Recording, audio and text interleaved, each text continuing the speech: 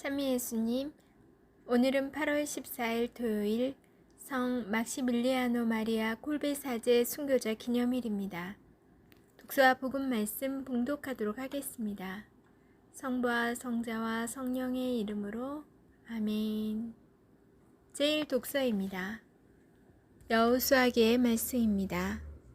그 무렵 여호수아가 백성에게 말하였다.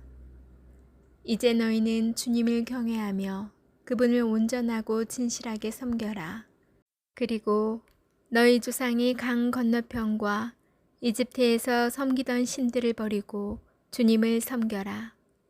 만일 주님을 섬기는 것이 너희 눈에 거슬리면 너희 조상들이 강 건너편에서 섬기던 신들이든 아니면 너희가 살고 있는 이 땅 아모리족의 신들이든 누구를 섬길 것인지 오늘 선택하여라.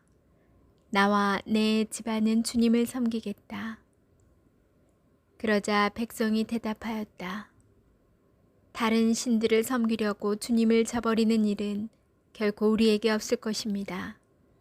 우리와 우리 조상들을 이집트 땅에서 종살이 하던 집에서 데리고 올라오셨으므로 우리 눈앞에서 이 큰 표징들을 일으키신 분이 바로 우리의 하느님이십니다.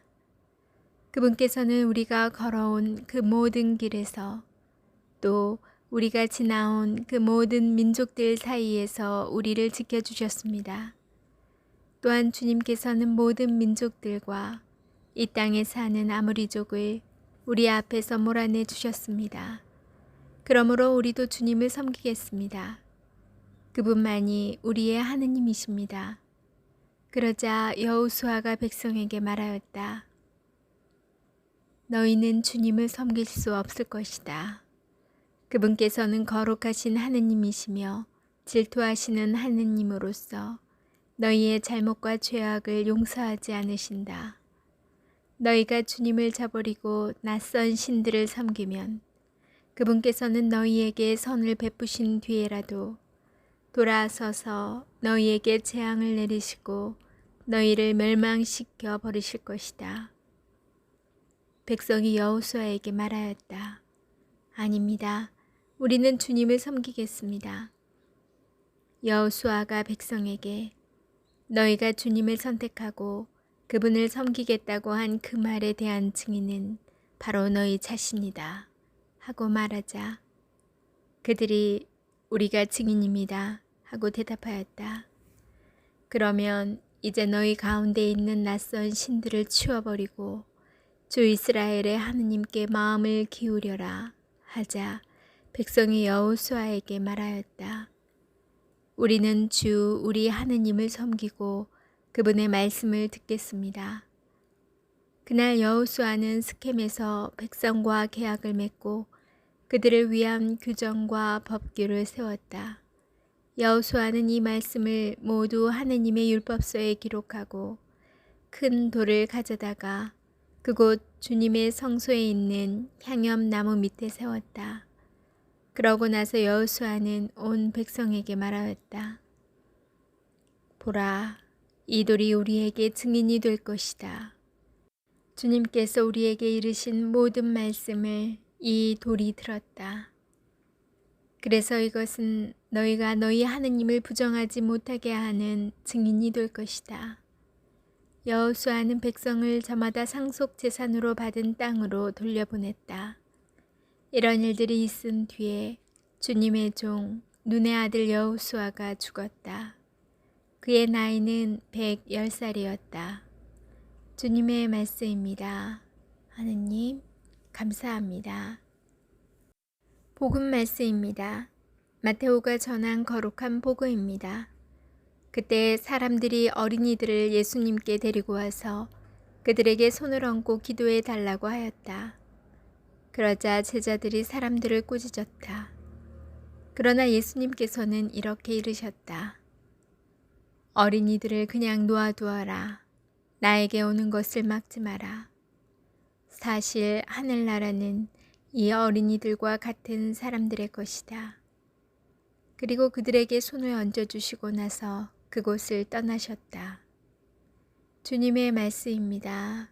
그리스도님 찬미합니다. 잠시 묵상하겠습니다. 1941년 7월 어느 날 아우슈비츠 수용소 14호 막사에서 수감자 한 명이 탈출하였습니다. 그를 잡아들이는 것에 실패한 나치는 연대의 책임을 물으며 탈출에 대한 경고로 다른 10명의 수감자를 굶겨 죽이는 형벌을 내립니다. 죽을 운명에 놓인 10사람 가운데 하나였던 프란치세크는 아내와 자녀들을 떠올리며 울부짖기 시작합니다. 이제 나는 여기서 죽는구나. 나의 부모, 아내, 자식을 다시는 볼 수가 없구나. 그 자리에 있던 막시밀리아노 마리아 콜베 신부는 모자를 벗고 조용히 앞으로 나서 지휘관에게 말합니다. 저는 가톨릭 사제입니다. 저 사람을 대신하여 제가 죽게 해주십시오.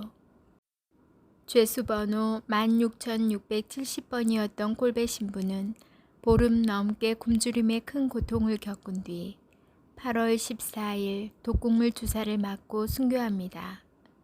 이러한 그의 순교는 한순간의 선택이 아니라 그가 온 생애를 통하여 추구해오던 신앙 여정의 최종 열매입니다. 성인의 가장 큰 가르침은 모든 신자는 성인이 되어야 한다는 것입니다. 성인의 길은 몇몇 사람에게만 허락된 것이 아니라 그리스도를 믿는 모든 사람에게 열려 있다는 것입니다. 그리고 그 길로 성모님의 모범을 따라야 한다고 강조합니다. 성모님의 거룩한 순명은 천사를 통하여 하느님의 말씀을 듣고 응답하는 것입니다. 그런데 이 순명은 또한 하느님을 닮는 것이기도 합니다. 왜냐하면 나는 이집트에 있는 내 백성이 겪는 고난을 똑똑히 보았고 작업 감독들 때문에 울부짖는 그들의 소리를 들었다. 정녕 나는 그들의 고통을 알고 있다 하신 말씀처럼 하느님께서는 고통받는 이의 부르짖음을 들으시고 움직이시는 분이시기 때문입니다. 오늘날의 순명은 고통받는 이들의 울부짖음 속에서 하느님의 목소리를 듣는 것입니다. 엄마가 아이의 부름에 응답하듯이 콜베 신부가 다른 수감자의 울부짖음에 응답하였듯이 우리도 고통받는 이들의 소리를 귀 기울여 듣고 응답해야 합니다. 아멘. 성부와 성자와 성령의 이름으로 아멘. 오늘은 성 막시밀리아노 마리아 콜베 사제 순교자 기념일입니다. 막시밀리아노 마리아 콜베 성인은 1894년 폴란드의 주준 스카볼라에서 태어났습니다. 14살 때 콘벤투알 프란치스코 수도회에 입회한 그는 1917년 성모 신심 단체인 성모의 기사회를 설립하였습니다.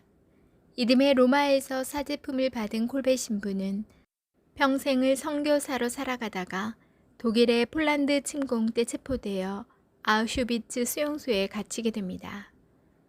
여기서 한 수감자가 탈출하는 사건이 발생하였습니다. 수용소에서는 한 명이 탈출하면 10명을 지목하여 처형하는 벌이 있었습니다. 이에 따라 지목된 10명 가운데 한 사람이 자기에게는 가족이 있다며 울부짖자 콜베 신부는 그를 대신하겠다며 앞으로 나갔습니다. 결국 콜베 신부는 다른 9명과 함께 굶겨 죽이는 아사 형벌을 받고 처절한 옥중 생활을 하다가 1941년 지하 감방에서 선종하였습니다.